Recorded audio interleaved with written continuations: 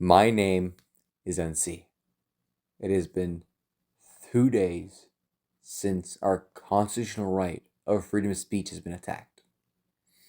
I want to start this channel not by arguing, not by debating, but by reading to you the first three documents that have made this country what it is today, that has made it strong, the example for all other countries to follow for the last 249 years. The Declaration of Independence, the Constitution, and the Bill of Rights. We'll start with the following. Action. Action of Second Continental Congress, July 4th, 1776. The unanimous declaration of the 13th United States of America.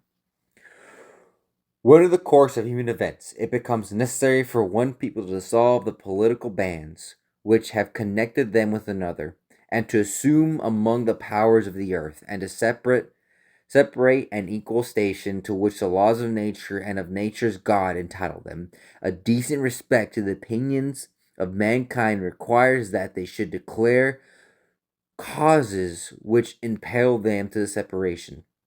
We hold these truths to be self-evident, that all men are created equal, that they are endowed with their Creator within create certain unalienable rights. Among these are life, liberty, and the pursuit of happiness. That to secure these rights, governments are instituted among men, deriving their powers from the consent of the governed. That whenever any form of government becomes destructive of these ends, it is the right of the people to alter or to abolish it, and to institute new government, laying its foundation and principles, and organizing its powers in such forms that to them shall seem most likely to affect their safety and happiness. Precedents indeed will dedicate the governments long established should be not to be changed for the light of transient causes, and accordingly all experience hath shewn that mankind are more disposed to suffer while evils are sufferable than to rights themselves by abolishing the forms to which they are accustomed. But when a long train of abuse and usurpations pursuing invulnerably the same object, evidence a design to reduce them absolute the position in their right, in their duty to throw off such government and provide new guards for their future security, such as the patient sufferance of these colonies, and such is now necessity for which constrains them to alter their former systems of government. The history of the present King Great Britain is a history representative injuries and usurpations, all having in direct object to the establishment of absolute tyranny over these states. To prove this, let facts be submitted to the candid world. He has refused to his absent laws the most wholesome and necessary for the public good. He has forbid his governors to pass laws immediate and pressing importance unless suspended in their operation till his assent should be obtained, and so suspended, utterly neglected to attend them. He has refused to pass other laws, accommodations of large districts of people, unless these people would relinquish the rights of representation in the legislature, a right insurmountable to them, formidable to tyrants only.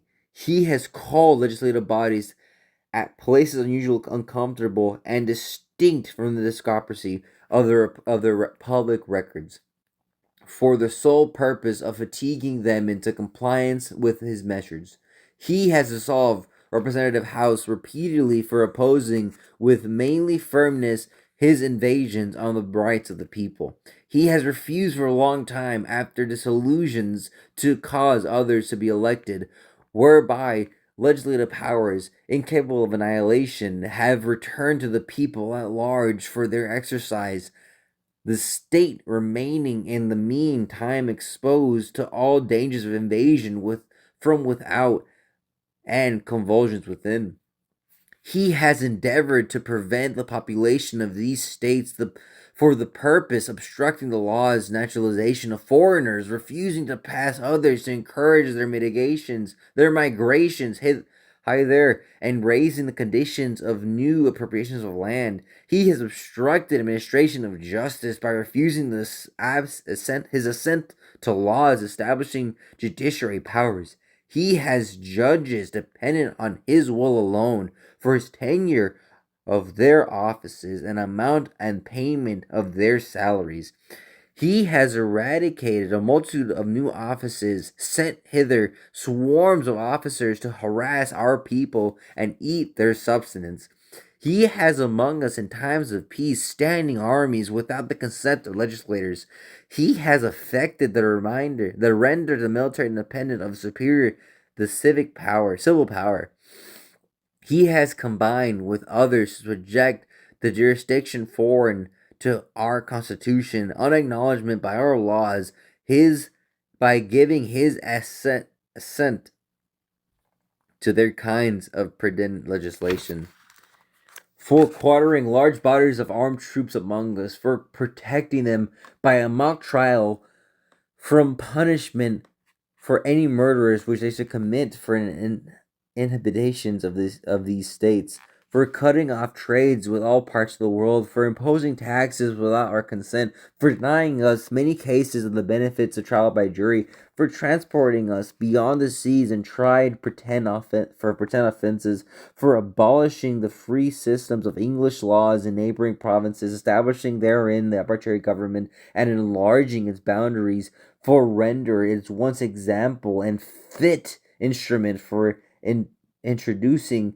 the same absolute rule in these colonies, for taking away our charters, abolishing our most vulnerable laws, altering fundamentally the forms of government, for suspending our legislatures and declaring themselves invested with power to legislate for us in all cases whatsoever. He has abdicated government here by declaring us out of protection and waging wars against us. He has plunged our seas, ravaged our coasts, burnt our towns, destroyed our lives of our people. He is at time transporting large armies, foreign mercenaries to complete the works of death, despolation, and tyranny already begun with circumstance of cruelty and perfidy, scarcely parallel with the most barbarous ages and totally unworthy of the head of civilized nations. He has constrained our fellow citizens taken captive on the high seas to bear arms against their country, to become the executioners of their friends and brethren, or to fall themselves by their hands. He has excited domestic insurrections among us and endeavored to bring the inhabitants of our frontiers, the merciless Indian savages, whose known rule of warfare is undistinguished destruction of all ages, sex, and conditions. In every stage of oppositions, we have petitioned for renderness of the most humble terms. Our repeated petitions have been answered only by repeated injury. A prince whose character is thus marked by every act of which define a tyrant is unfit by the ruler of the free people, nor have been waiting in attentions to our British brethren. We have warned them from time to time of attempts by their legislator to extend an unwarrantable jurisdiction over us. We have reminded them of the circumstances of our immigration and settlement here. We have appealed to their native justice and magnanimity, and we have conjured them by the ties of the common kindred to disavow these usurpations, which would inevitably interrupt our constitution and correspondence. They too have been deaf to the voice of justice and constitutionality. We must therefore acquiesce in the necessity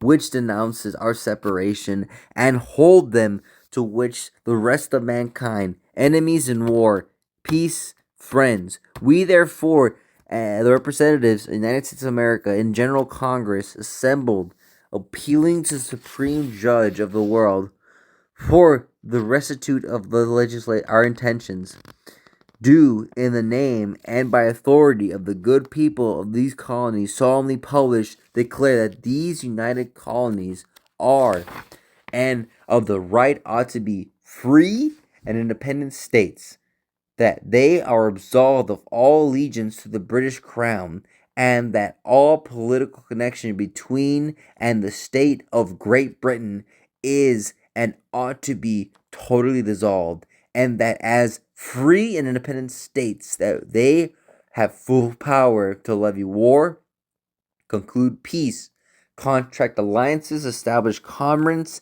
and to do all other acts and things which independent states may of right do. And for support of this declaration, with a firm reliance on the protection of divine providence, we mutually pledge to each other our lives, fortunes, and sacred honor.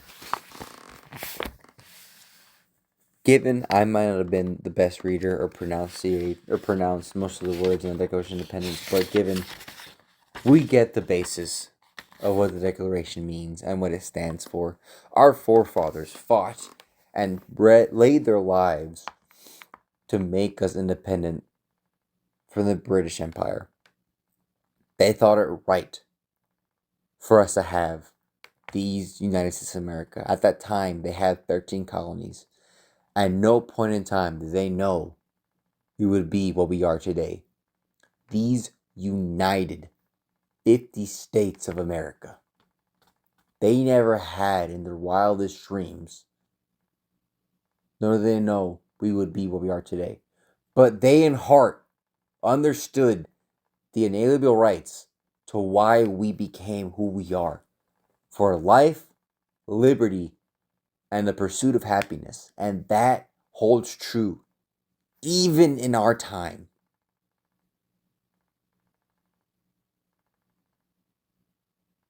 I will come in the next video to read you the Constitution of the United States to remind us who we are in this 3-part series. Thank you, and please have a good day. In God we trust, and God we love. Amen.